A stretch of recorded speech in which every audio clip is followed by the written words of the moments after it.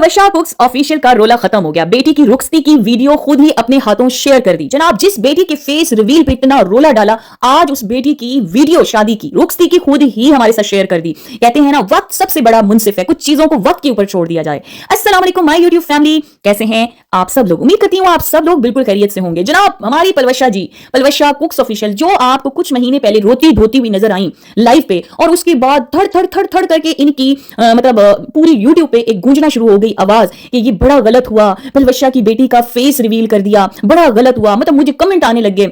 आज भी कमेंट मेरे ख्याल में मैंने ऑफ कर दिए हैं, लेकिन उसमें कोई इनकी बेटी का मैंने फेस रिवील नहीं किया। बस इनका अपना थंबनेल को अट्रैक्टिव बना के इनकी ही कंटेंट में से एक ट्रांसफॉर्मेटिव इमेज मैंने यूज किया था, और जिसके ऊपर फेस रिवील मेरे टॉपिक का नाम था, रियल फेस रिवील। तो जनाब, ये औरत सबको ये बताती रही कि जनाब के मेरी बेटी का और मेरी बेटी की प्राइवेसी, मेरी बेटी, और उधर ही इन लोगों ने प्राइवेसी के, फेस रिवील के नारे लगाने शुरू कर दिए और लोगों से सिंपैथी बटोरना शुरू कर दिए। और फिर एक ऐसी तहरीक चलाई कि फेस रिवील कर दिया, रोना धोना जगह जगह, जनाब एक बैठी बक बक बक बक बक बक बक, जगह जगह बक बक हमने सुनी।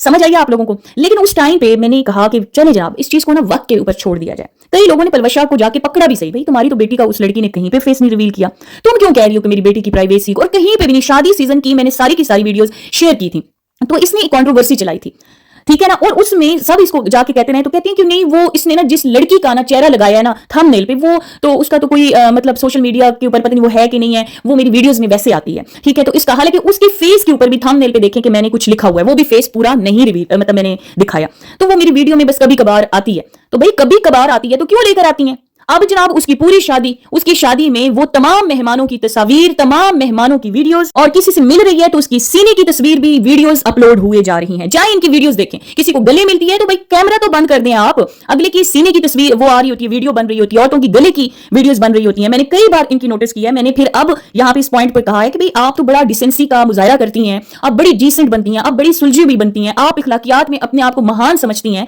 तो एटलीस्ट आपकी व्लॉगिंग में और बाकी लोगों की व्लॉगिंग में बहुत फर्क होना चाहिए। कुछ ऐसी चीजों को बीच में कैप्चर करके नहीं डाल देना चाहिए कि जो खुद आपके नारे के अगेंस्ट है। अब जनाब, इन्होंने नारा लगाया था प्राइवेसी का। अब यहां पे इस शादी हॉल में, वेन्यू में ये एंटर होती हैं, अपनी बेटी की शादी में दूल्हे के चप्पल तक नहीं दिखाए, उनकी अपनी बेटी की ससुराल के जूते तक नहीं दिखाए, उनकी मतलब कोई झलक तक नहीं दिखाई, वहां पे दूल्हे का कुछ भी हमें नजर तक नहीं आया, और अपनी बेटी की, दूल्हे की एक वो जो जूते की चोंच होती है ना, वो तक नहीं नजर आई। अपने जो गेस्ट वहां पे आए हुए थे उनको ब्लर किया, उनकी प्राइवेसी का क्या रखा। लेकिन आज जिस शादी की वीडियो इन्होंने पिछले दिनों भी शेयर की, और इसने अभी भी जो बेटी थी, इनकी बेटी की रुखसती, इसमें भी शेयर की, तो क्या अब किसी की प्राइवेसी नहीं थी वहां पे जो औरतें आई थी?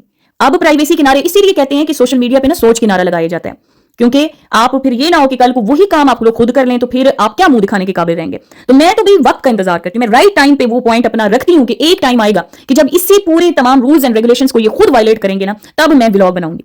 अब यही बच्ची थी जिसकी जो शादी की पूरी कैप्चरिंग हो रही है, इन्हीं की शादी में। अच्छा, वो तो शादी में गई, फिर उसको गले शले लगी, और पूरी मतलब एक सेकंड के लिए भी किसी को मिलती है तो भाई कैमरा तो साइड पे कर दें। भाई आप अपने ताल्लुकात नहीं है, आपने ताल्लुकात भी कैमरे में कैप्चर करने हैं। मतलब कोई रिलैक्स होकर मिले यार, ऐसे आ हा हा हा, उधर से कैमरा आ हा हा इस तरह करके गले मिल रही हैं, और औरतों की सीने भी कैप्चर हो रहे हैं, गले भी कैप्चर हो रहे हैं, और फिर उनको एडिट भी नहीं किया जा रहा। अपनी शादियों पे तो एक एक बंदे को ब्लर किया, तो इधर क्यों नहीं किया? इधर जहां से आप गुजर रही थी, कितनी औरतें आपने कैप्चर की हैं, कितनी वीडियोस में डाली हैं? क्या उनकी घरों से या आपने उनसे परमिशन लेके सारा कुछ कैप्चर किया? चलिए जनाब, फिर उसके बाद आगे चलते हैं। ये मतलब आपको पता है ना, फिर खाने के साथ तो जन्म जन्म का रिश्ता है हमारा। तो ये क्या करती है, स्टेज के पीछे चली गई है। भाई रोटी क्यों नहीं खुल रही यार? रोटी नहीं खुल रही, उधर जाके वेटरों के अंदर चली गई कि भाई किधर रोटी बन रही है, उधर धनिया सारा कुछ जाके ना देखना शुरू हो गई, भाई रोटी नहीं खुली। फिर लोगों को बताती है कि भाई रोटी ऐसे खुलती है जब हमारे मुंह से पानी आ रहा होता है, आंखों से पानी आ रहा होता है, पेट में चूहा जो है वो नाच रहा होता है, डांस कर रहा होता है, तब रोटी खुलने का ये प्रोसेस होता है। अब जनाब, एक पराठे की रेसिपी शेयर करती हैं जिसमें कच्चे आलू फिर डाल दिए पराठे में, ठीक है ना। मतलब मुझे ये बताएं कि वो आटा पकेगा या वो अंदर कच्चे आलू पकाएगा? पेट में मतलब दर्द ही हो जाता है जब मैं इनकी रेसिपीज आजकल देख रही हूँ। वाह, मतलब आलू, चले अंडे वाला उस दिन मैंने आपको बताया कि अंडा इतने जल्दी पकता है, एटलीस्ट बॉयल आलू का आप पराठा बनाए ना, वो समझ भी आता है। कच्चे आलू का पराठा यार कैसे पके होंगे वो आलू? तो जनाब, ये सारी स्टोरी थी, और ये थंबनेल पे यही लड़की थी जो आज इसकी डिटेल वीडियो हमारे साथ शेयर की हुई है, ठीक है ना। ये पूरी की पूरा व्लॉग इस लड़की का शेयर कर दिया, और ये आपकी प्राइवेट वीडियो नहीं है, ये सोशल मीडिया में आपने इसको कंटेंट बनाया है, जिसकी वजह से हम इसके ऊपर बात कर रहे हैं। तो जनाब, आप लोगों की क्या राय है? मैं इसी बस पॉइंट पे थी कि कब मेरा ये जो पॉइंट है ये क्लियर होगा और मैं आप सब लोगों को बता सकूं कि मैंने इनकी बेटी का फेस बिल्कुल नहीं रिवील किया था, ना ही प्राइवेसी ब्रीच हुई थी। हमने जस्ट शादी का जो ये इवेंट हमारे सामने लेकर आ रही थी, हमने उसके ऊपर अपने रिएक्शंस दिए थे, और बड़े ही उसमें दिए थे कंट्रोल में। आज आप, मैं पल्लो कह रही हूं लेकिन उस टाइम मैं पल्लो नहीं कहती थी, जब इन्होंने देखा ना कि मेरी बेटी की शादी का पे इन्होंने व्यूज ले रही हैं, तो इनको दूसरों के व्यूज इतने चुभते हैं ना, तब दिल इनका नहीं भरता, इनका दिल नहीं भरता। ये कहते हैं कि वो जो 1000 या 2000 किसी की वीडियोस के ऊपर व्यूज आए हैं ना, नहीं नहीं, वो उसके भी हमें पॉइंट मिलने चाहिए थे, वो हमारे व्यूज उधर गए हैं। और बड़ा कॉपीराइट का इशू आ रहा है इनका ना, मैं बड़ा समझ नहीं आ रही कि मतलब इनकी वीडियो का पोस्ट, अम्मी हलीमा के किचन की पोस्ट लगी हुई जी, कॉपीराइट आ गया ना, वीडियो फिर एडिट करके बाद में करूंगी। उससे इससे पहले पलवशा का मैंने देखा कॉपीराइट आ गया जनाब, वीडियो को ना वो करके ना फिर उसके बाद हम करेंगे। उसके बाद हिना का पहले आया, मतलब 1 by 1 आ रहा है, कॉपीराइट आ गया। कॉपीराइट नहीं आता, वीडियो में कुछ ऐसी चीज आप शेयर कर देते हैं जो एडिटिंग में एडिट होने से रह जाती है। तो सच बोला करें, कॉपीराइट कॉपीराइट मतलब कॉपीराइट कैसे आ जाता है आप लोगों को समझ नहीं आती है। कॉपीराइट का ड्रामा क्या ड्रामा। और जनाब एडिटर भी नहीं रख सकती ना कि भाई इन्होंने व्लॉग बनाया, इनका इतना काम है और फिर एडिटर को दे दिया। एडिटर जो है वो खुद एडिट करके अपलोड करके उसकी जिम्मेदारी है, उसको कितनी तनख्वाह देनी पड़ेगी। मतलब जितने भी बड़े यूट्यूबर्स हैं, कंटेंट क्रिएटर्स हैं, वो अपने उन्होंने एडिटर रखे हुए हैं, तो वो सारा काम वही करते हैं। ये व्लॉग मतलब अपना बनाते हैं और मतलब वो अपलोड करते हैं।